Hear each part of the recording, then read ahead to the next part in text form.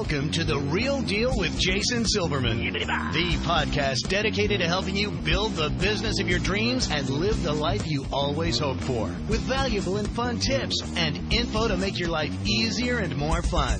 And now, here's your host, a man who sprinkles metal shavings on his breakfast cereal just for fun, Jason Silverman.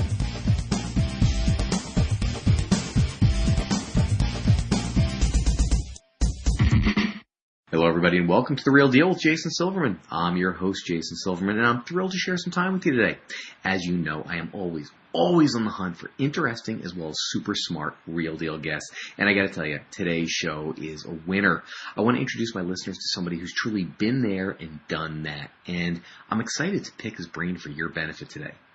Now, for the folks who I work with in any of my coaching programs, my mastermind group, or through Powerful Words Character Development or All-Star Cheer sites, you know how much I focus on the importance of not only getting, but maintaining the right mindset, right? Well, today's show is going to help us to do just that. So today it's going to be my honor and privilege to share an amazing resource with you. You're going to love today's guest. He's got a ton of valuable info about what I consider to be a super hot topic, not just to help you succeed in your business, but really to help you succeed at the game of life. So strap yourself in. Today's show is going to be a blast.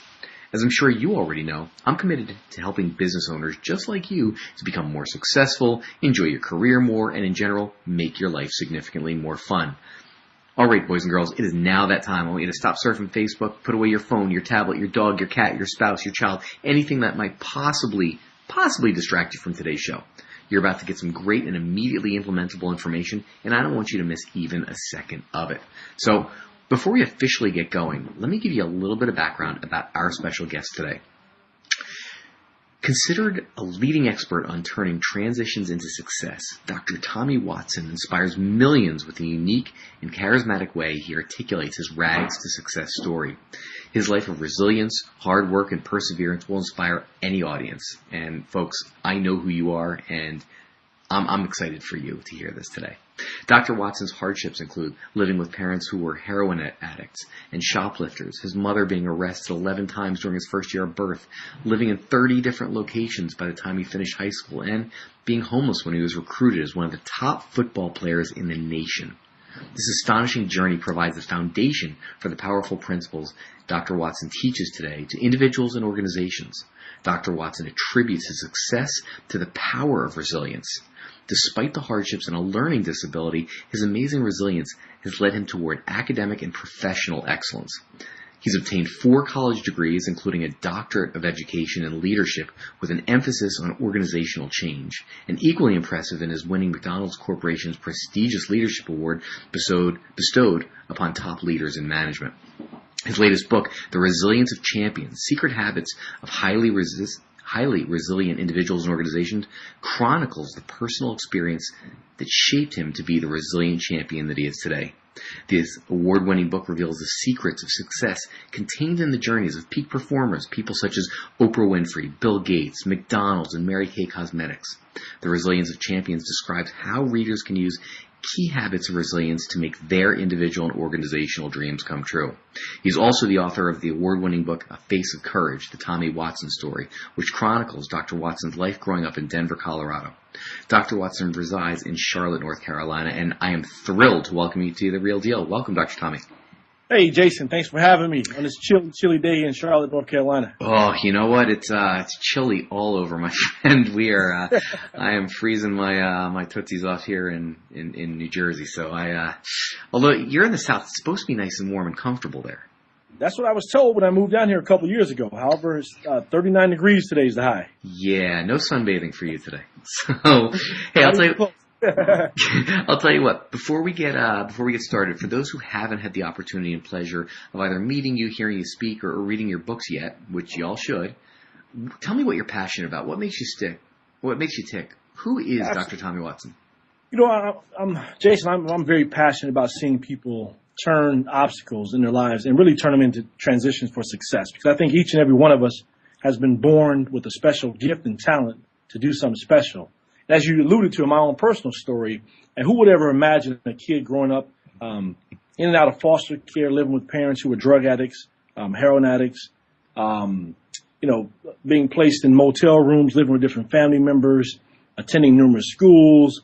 Would have ever been a person now who goes around the world, around the nation, speaking to big-time corporations and universities. So I'm just really passionate about seeing individuals become resilient and take any obstacles in their lives and really turn them into platforms for success to make the lives of other people better. And I believe we each have the talent and skills to be able to do that. Love that. I absolutely love it. And I love where we're going with this. So let's dive in, because there's a ton I want to ask you.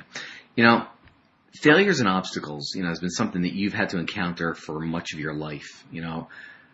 What are the key lessons you've learned from those encounters? Yeah, that's a great question, Jason. Again, I think back to my own personal journey. When I was in elementary school, I went to 5 different elementary schools in 6 years. And I remember just having not a lot of stability in my life. I went to 2 different junior high schools within 2 years, and just really not sure where life was headed for me. And I think about the lessons that I've learned and obtained from that. Certainly, resiliency is one that sticks out, but really going a little bit deeper. And I tell people this all the time: if you're going to be a person who's going to achieve any level of success in life, you have to have what I call hope. And hope is a word that we hear a lot about. And the acronym I use for the word hope is having only positive expectations. And when we think about the word hope, there's 2 components which entails how a person is most hopeful. The first one is called willpower. And my grandmother used to say, she says, boy, you got to have some want to about yourself. You got to have something in you that's going to drive you to want to do something. So each of us has to have something within us that's going to drive us to be better.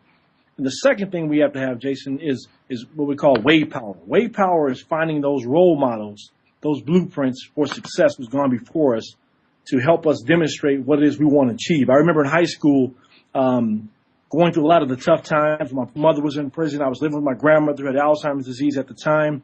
And I was really staying focused on trying to get to the NFL. And one of the individuals that I sought out to get a blueprint from was a guy by the name of Barry Sanders. I don't know if you remember Barry Sanders, great football player. Hall of Sure Fame. do. Absolutely. Yeah. And I really modeled my football game when he was at Oklahoma State after what he was doing as an athlete, and really honed it up and really helped me be successful. So having hope is a very, very powerful tool and instrument that I gained and gleaned from my experience. And I think we as individuals, no matter whether you're a business owner or student or parent, if we can have that desire and that interest in knowing what it is we want to have to be the outcome and really feel good about that, it makes a strong difference in what we're trying to achieve in life. I love that.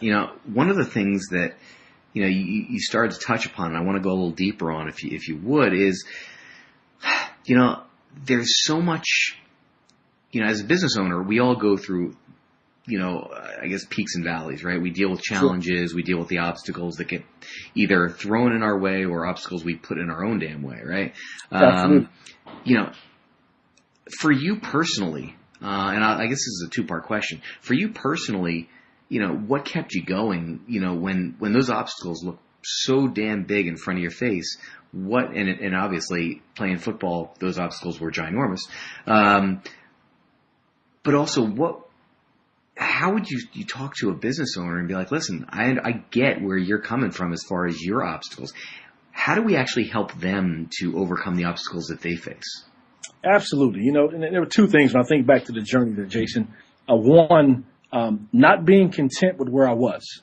I looked around myself. When I was in 8th grade, I lived in a motel room after we got kicked out of our house in front of all our friends with 8 other individuals. It was a 10 by 16 foot motel room. 1 bathroom, 2 beds. We remained my entire 8th grade year of school. And I remember looking around one day, Jason, saying, this was not going to be my future. I wasn't quite sure what the future was going to hold for me, but I was convinced that was not going to be my future. So I stayed involved with sports. So sports took me to the second piece, which was I felt a big part of my calling in life was connected to athletics. So there's 2 ways we're kind of motivated in life. We're motivated by either fear or opportunity. So early on in life, it was fear that was driving me, not wanting to be like my parents, what have you. But once I discovered the power of sports, it became more about opportunity. And as business owners, we have to know that fear may drive some aspects of what we do, but if we're going to be successful long term, we have to see the opportunities that come along with the work we're doing. So if you're going into work every day as an entrepreneur and you're seeing the work you're doing as an obligation, that's going to be quite different and change your behaviors versus if you're going into work and you see it as an opportunity to make a difference for the folks you're serving, the opportunity to make a difference for yourself, your family. That's going to push you to do a lot. It's going to push your behaviors to be at a much different place than looking at it as an obligation. So as business owners, we have to see everything that we're doing as an opportunity to make a difference in our lives and the lives of someone else. I love it. The service mentality that you brought up is, I think, pivotal. And getting to go to work versus having to go to work. Yes. I can't wait to get up in the morning. Absolutely. It's like I can't wait to get started. The people I get to hang out with, the people I get to interact with, and the lives I get to change. So I totally get that. I want to talk about mindset for a second because, I think you have such a unique, you have a unique experience set in that, coming from like the elite athlete stage, what is the mindset? And again, I guess this will be a two-parter. What's the mindset necessary to not just survive, but thrive in that environment? But also, is that something that you feel like can be learned by others? Absolutely. I think, when you talk about resiliency in general, resiliency is a mindset that each and every one of us can adopt. When you start talking about athletes, oftentimes athletes get criticized for being arrogant or overly confident individuals.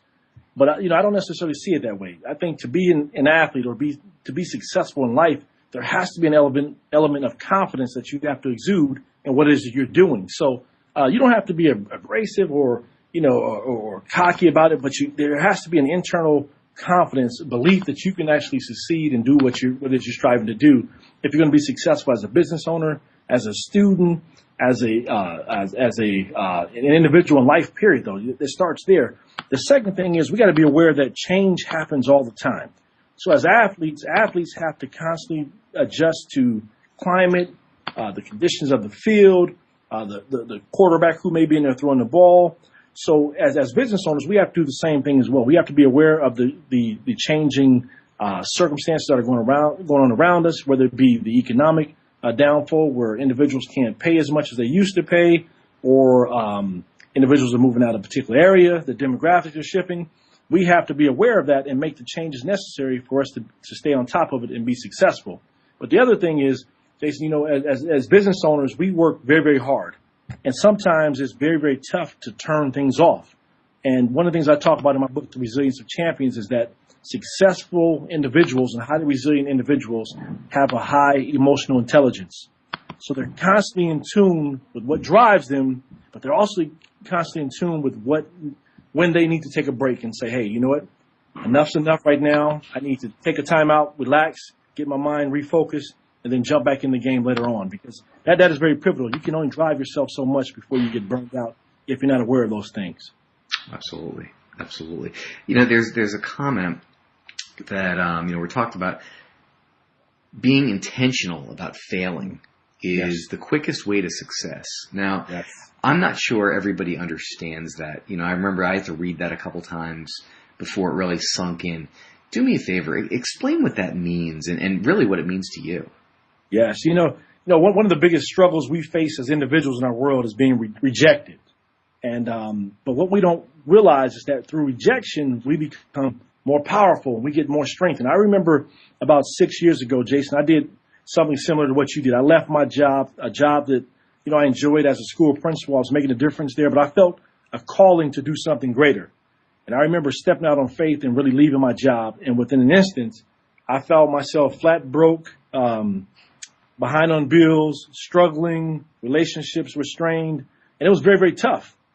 But at the same time, having those failures early on, it gave me a chance to go out and really be hungry to find those models for success. So oftentimes in life, we want to, it's like when you have a sore and you get an injury, when that callus builds up around that sore, it strengthens that injury.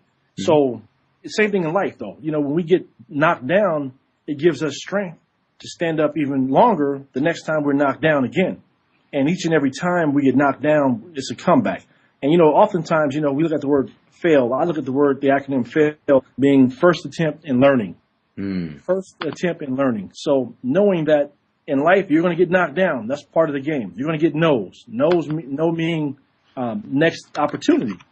So those are part of the journey. And once you realize that, on the back end, your opportunities for success become greater because you've had the opportunities to flounder, hit your head, learn from those down moments in the beginning. So later on, you are much more successful long term on the back end, though. But when success comes quickly, oftentimes it doesn't last long. So we don't want to get success too quickly without the learning points. You want to take the learning points and add them on so you can be successful later on down the road. That's brilliant. That's brilliant on every level, actually. And I don't know that I've had too many people ever tell me about, not trying, about trying not to be too successful too fast. Yes. Again, every quote unquote LE or learning experience that we get certainly shapes us for the future. So that's brilliant. That's absolutely brilliant. All right. It is time for our resource of the week. So tell me this, Dr. Tommy, how can our listeners find out more about you and how you help entrepreneurs to succeed?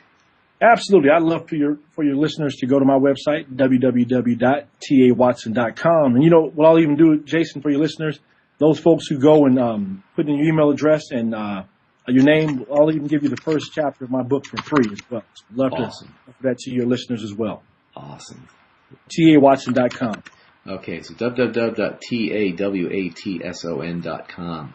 Yes, sir. Perfect. Folks, anytime you have the opportunity to leverage somebody else's experience, somebody else's wisdom, somebody else's mistakes, you got to take that. It's a freebie. It really, really is. All right. Dr. Tommy, I always like to end my podcast with what I consider to be a telling question. So tell me this. If you could give business owners just one solid piece of advice to either help your business or, more importantly, help them to live a better life, what would that piece of advice be?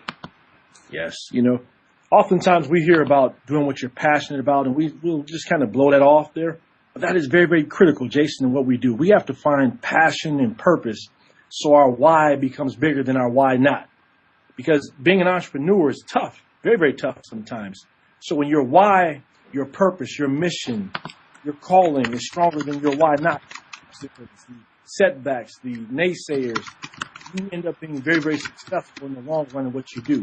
But again, your why has to be bigger and greater than your why not. And that only happens when you're doing what you're passionate about. And each of us has been called and put on this earth to do a specific thing to make a difference. So we have to find out what that calling is and then jump into it and not relinquish that until we get the results we're looking for. So again, your why has to be greater than your why not. I love that. That's brilliant. Dr. Tommy, thank you so much for joining me today. I know how busy your schedule is, and I know we've been trying to connect for I feel like months now. I appreciate you joining me today and to share your wisdom and your experience with me and my folks. Thank you so much. Jason, pleasure being with you, and thank you for all you're doing to make a difference in our world as well. So look forward to staying in touch with you, buddy. Absolutely. Folks, that is all the time we've got today. Thanks so much for tuning into The Real Deal with Jason Silverman. For more info about our private coaching or to see if you'd benefit from one of our mastermind groups, visit me over at www.jasonmsilverman.com. I look forward to helping you achieve the success that you truly deserve. Until next time, let me leave you with this. Get out there and be the real deal. Set a goal, make a plan, work like hell towards it, and achieve the success that's waiting for you. Now's the time. Get out there and make it happen. Go get 'em, folks. This has been Jason Silverman, and I hope you have a spectacular week. You've been listening to The Real Deal with Jason Silverman. To access the great resources mentioned in the show and for information on coaching and mastermind group opportunities with Jason, please visit jasonmsilverman.com.